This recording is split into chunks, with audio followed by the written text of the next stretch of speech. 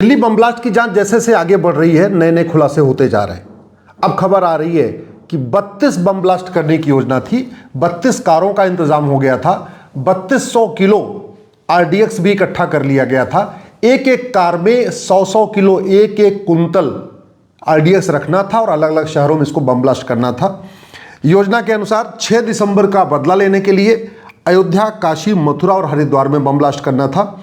दिल्ली के अलावा गुड़गांव, फरीदाबाद, नोएडा और गाजियाबाद यानी पूरे एनसीआर में बम ब्लास्ट करना था।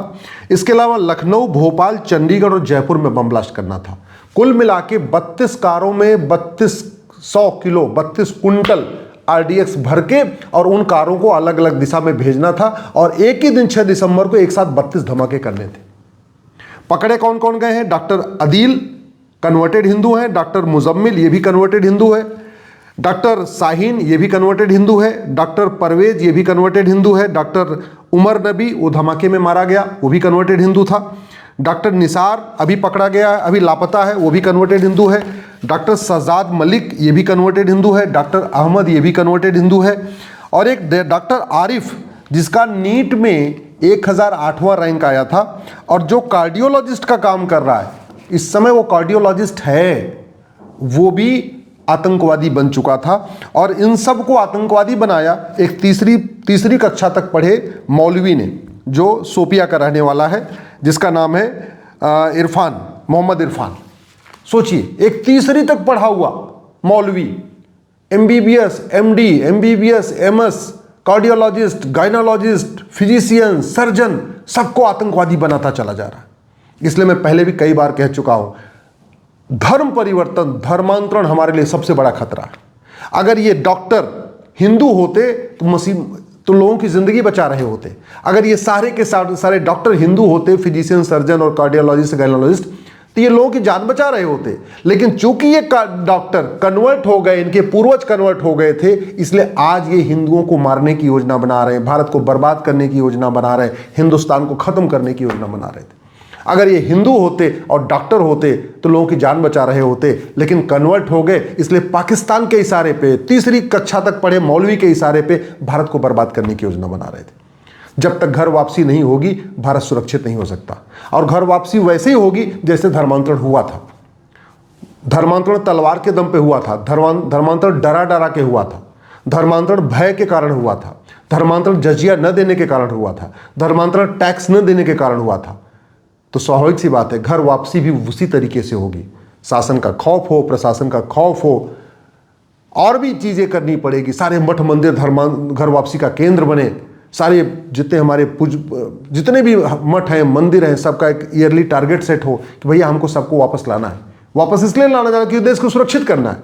अगर आप घर वापसी नहीं कराएंगे, कन्वर्टेड हिंदू फिर बम ब्लास्ट करेंगे। और आप देख लीजिए, पहले अनपढ़ अनाड़ी गंवार बम ब्लास्ट कर रहे थे, बाद में मैकेनिक, इलेक्ट्रीशियन, प्लम्बर, फिटर, जो 8वीं 10वीं तक पढ़े थे वो बम ब्लास्ट करने लग गए। लेवल और बढ़ा, सिपाही पकड़े गए, हवलदार पकड़े गए, थानेदार भी कुछ पकड़े गए, ये भी जिहाद करने लग गए। और अब computer engineer, chemical engineer, software engineer, physician, surgeon, MBBS, MD, PhD, professor सब पकड़े जा रहे हैं। और इनको रेडिकलाइज कौन कर रहा है? कोई तीसरी पास है मौलवी, कोई 5वीं पास मौलवी की, कोई 8वीं पास मौलवी। सोचिए, तीसरी 5वीं पास मौलवी ऐसे पढ़े लिखे लोगों को रेडिकलाइज कर देते हैं, तो कितना बड़ा खतरा हमारे लिए बढ़ चुका है। और अभी तो डॉक्टर पकड़े गए हैं। कल को मान लो फ्लाइट चल रही है, फ्लाइट में 2 ही पायलट होते हैं। एक पायलट अगर जिहादी निकला, दूसरे पायलट को चाकू भोंक देगा, गोली मार देगा, कुछ भी कर देगा, गला दबा देगा और पूरे जहाज को उड़ा देगा। फिर क्या करोगे आप? ट्रेन में 2 ही ड्राइवर होते हैं, अगर उसमें से एक ड्राइवर जिहादी निकला, दूसरे ड्राइवर को मार देगा, गला दबा देगा और पूरी ट्रेन ले जाके जो आगे ट्रेन जा रही होगी उसमें मार देगा, ठोकर मार देगा, पूरी रेल एक्सीडेंट हो गया। बस ड्राइवर वो तो अकेला ही होता है, 2 ड्राइवर भी नहीं होते, अकेला ही होता है। जा रहा है, कहीं सामने बस को टक्कर मार देगा, जा रहा है कहीं नदी में उसको बस को गिरा देगा, फिर क्या होगा? खतरा बहुत बढ़ता जा रहा है और खतरे का समाधान करने के लिए समाज के साथ साथ सरकार को भी कुछ करना पड़ेगा। मैं पहले भी कह चुका हूं, संविधान में इसकी व्यवस्था दी हुई है। संविधान का आर्टिकल 355 कहता है अगर एक्सटर्नल एग्रेशन हो, इंटरनल डिस्टर्बेंस हो, बाहरी तत्वों के कारण भारत के अंदर अशांति फैल रही हो, भारत के अंदर हथियार लोग उठा रहे हों, भारत के अंदर लोग विद्रोह करने के लिए तैयार हों, लोग गजवा हिंद करने के लिए तैयार हों, भारत की डेमोग्राफी बदलने के लिए तैयार हों, भारत को बर्बाद करने की तैयारी कर रहे हों, तो आप आर्टिकल 352 का यूज़ करिए। आर्टिकल 352 का यूज़ एक बार हुआ है 1975 में, वो सत्ता बचाने की खातिर हुआ, देश बचाने की खातिर नहीं हुआ। आर्टिकल 352 इमरजेंसी जो प्रोविजन है उसका यूज़ हुआ 1975 में, लेकिन वो प्रधानमंत्री का पद बचाने के लिए हुआ, सत्ता बचाने के लिए हुआ, अपनी पार्टी को बचाने के लिए हुआ। कभी राष्ट्र को बचाने के लिए, देश को बचाने के लिए आर्टिकल 352 का उपयोग हुआ ही नहीं। इसलिए मैं सरकार से कहता हूं आर्टिकल 352 का उपयोग करिए, देश में साल 2 साल के लिए इमरजेंसी लगाइए। इस डेमोक्रेसी के रहते, इस लोकतंत्र के रहते आप कुछ भी करने जाएंगे, सीए के लिए कानून बनाएंगे, लोग सड़क पे आएंगे, एनआरसी करने जाएंगे, लोग फिर सड़क पे आएंगे। सबसे पहले यहाँ पे इमरजेंसी लगाइए, देश को कंट्रोल करिए। और खतरा एक नहीं है, केवल पाकिस्तान खतरा नहीं है, केवल डॉक्टर खतरे नहीं है, लफ्ज़ जिहाद खतरा हो रहा है, लैंड जिहाद भी वेजिंग वॉर है, लैंड आपका धर्मांतरण भी एक तरीके से वेजिंग वॉर हो चुका है, घुसपैठ भी अपने आप में वेजिंग वॉर है, जनसंख्या विस्फोट किया जा रहा है, डेमोग्राफी बदली जा रही है, 9 राज्यों की डेमोग्राफी बदल चुकी है, 800 जिलों में से 200 जिलों की डेमोग्राफी बदल गई है, 6000 तहसीलों में से 1500 तहसीलों की डेमोग्राफी बदल गई है, डॉक्टर इंजीनियर आतंकवादी बनने शुरू हो गए। बचा क्या है? क्या बचा है? कल को आर्मी का ब्रिगेडियर आतंकवादी बन जाएगा, फिर हमें समझ में आएगा क्या? आखिर भाभा एटॉमिक रिसर्च सेंटर में BARC, जो देश का सबसे हमारा सिक्योर्ड साइंस सेंटर है, जहाँ पे परमाणु बम और बाकी सब चीज़ें वहाँ पे रिसर्च होता है, वहाँ 2 आदमी घुस गए और 30 साल तक नौकरी करते रहे, किसी को पता नहीं चला। कैसे हो गया? क्यों हो गया? इसकी समीक्षा की ज़रूरत है। कैसे एक बार पूरा सफाई अभियान करें? अगर सफाई करना होता है तो कुछ और भी करना होता है, सामान्य व्यवस्था में सफाई नहीं हो सकती। इसलिए मैं सरकार से निवेदन कर रहा हूँ, सबसे पहले तो इसके बारे में गंभीरता के सोचे, आर्टिकल 352 और आर्टिकल 355 के ऊपर पूरे देश में चर्चा हो और इसके ऊपर गंभीरता के साथ सोचा जाए।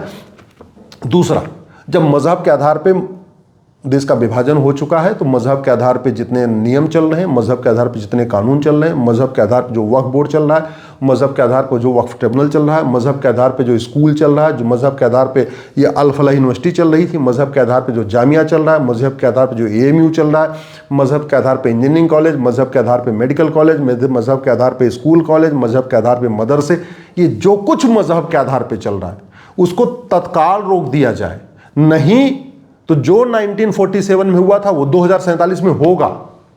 ऐसी सी चीजें सामने आ रही जिसको सोचा नहीं था। तो जो मैं कह रहा हूं ये भी कोई सोच नहीं रहा, लेकिन हो जाएगा अगर तत्काल मजहब के आधार पर नियम कानून, बोर्ड, ट्रिब्यूनल, आयोग, मंत्रालय, लोन, वजीफा सब कुछ नहीं बंद किया गया था। अगर तत्काल भारत में समान शिक्षा लागू नहीं किया, तत्काल भारत में समान नागरिक संहिता लागू नहीं किया, अगर तत्काल घुसपैठ के खिलाफ कठोर कानून नहीं बनाया, तत्काल धर्मांतरण के खिलाफ कठोर कानून नहीं बनाया, तत्काल जनसंख्या नियंत्रण कानून नहीं बनाया, तत्काल भारत में NRC नहीं किया, तत्काल भारत के से घुसपैठियों को नहीं भगाया, फिर अनकंट्रोलेबल हो जाएगा, फिर कंट्रोल हो ही नहीं सकता।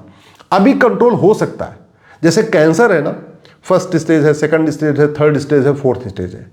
उसके बाद फोर्थ स्टेज के बाद फिर आप कुछ नहीं, आप कुछ भी कर लो, बड़ा से बड़ा डॉक्टर आ जाए, बड़ी से बड़ी हॉस्पिटल है, कोई फर्क नहीं पड़ता।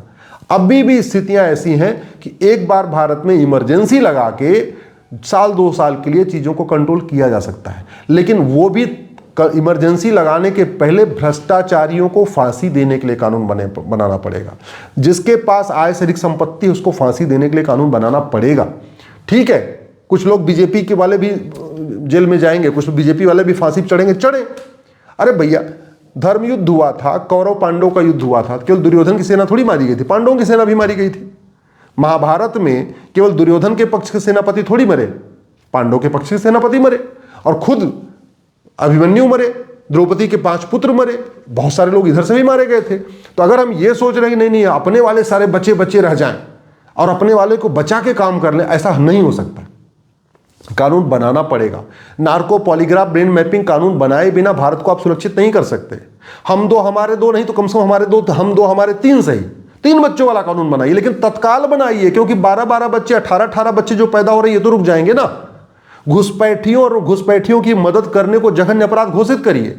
लफ्ज़ जिहाद और लफ्ज़ जिहाद की मदद करने को जघन्य अपराध घोषित करिए। जमीनों पे जो अतिक्रमण हो रहा है, जो लैंड जिहाद हो रहा है, इसको जघन्य अपराध घोषित करिए। जो घुसपैठ कर रहे हैं और घुसपैठियों की मदद कर रहे हैं, इसकी जघन्य अपराध घोषित करिए। 100 रुपए से बड़ी नोट बंद करिए, 1000 रुपए से ऊपर कैश लेन देन बंद करिए, 10,000 रुपए से ऊपर प्रॉपर्टी को आधार से लिंक करिए, FCRA खत्म करिए, यूनिफॉर्म बैंकिंग कोड लागू करिए, यूनिफॉर्म टैक्स कोड लागू करिए, यूनिफॉर्म एजुकेशन लागू करिए, यूनिफॉर्म सिविल कोड लागू करिए। और ये लागू अगर सामान्य स्थितियों में लागू नहीं कर सकते तो फिर इमरजेंसी लगा के लागू करिए, लेकिन इसको लागू करना ही पड़ेगा अगर देश को बचाना है, नहीं तो आने वाली जनरेशन हमें माफ नहीं करेगी। पंडित नंदराम टिक्कू से एक ही भूल हुई थी, जो उन्होंने वेद पुराण बाइबल कुरान को एक समान मान लिया था। पंडित नंदराम टिक्कू, राजा रणजीत सिंह, राजा हरि सिंह, राजा शशांक, जितने हमारे पूर्वज थे उनसे एक ही भूल हो रही थी, वो वेद पुराण बाइबल कुरान को एक समान मान रहे थे, गुरुकुल मदरसा को एक समान मान रहे थे। उनको लगता था जैनिज्म, बुद्धिज्म, सिखिज्म, इस्लाम, क्रिश्चियनिटी सब एक समान है। उनको लगता था सारे पंथ एक समान होते हैं। उनको लग रहा था कि अजान और भजन एक समान होते हैं। उनको लग रहा था कि मजहब नहीं सिखाता आपस में बैर रखना। परिणाम ये हुआ, पाकिस्तान से ख़त्म, अफगानिस्तान से ख़त्म, बांग्लादेश से ख़त्म, मालदीव से ख़त्म, और उसके बाद भी वो गलतफहमी बनी रही, आज भी बनी हुई है। परिणाम 9 राज्यों में खत्म, 800 जिलों में से 200 जिलों में खत्म, 6000 तहसीलों में से 1500 तहसीलों में खत्म। बॉर्डर की पूरी डेमोग्राफी बदल चुकी है। इसलिए प्रधानमंत्री से हाथ जोड़ के निवेदन है, सामान्य परिस्थितियों में अगर आप कानून नहीं बदल पा रहे हैं तो देश में इमरजेंसी लगा के कानून बदलिए। अगर भारत में इमरजेंसी लगा के सेकुलर शब्द जोड़ा जा सकता है संविधान में, तो भारत में इमरजेंसी लगा के सेकुलर शब्द हटाया जा सकता है। अगर भारत में इमरजेंसी लगा के संविधान में सेकुलर शब्द जोड़ा जा सकता है, तो भारत में इमरजेंसी लगा के संविधान को भारत को हिंदू राष्ट्र घोषित किया जा सकता है। किसने रोका हुआ है? कौन रोक रहा है?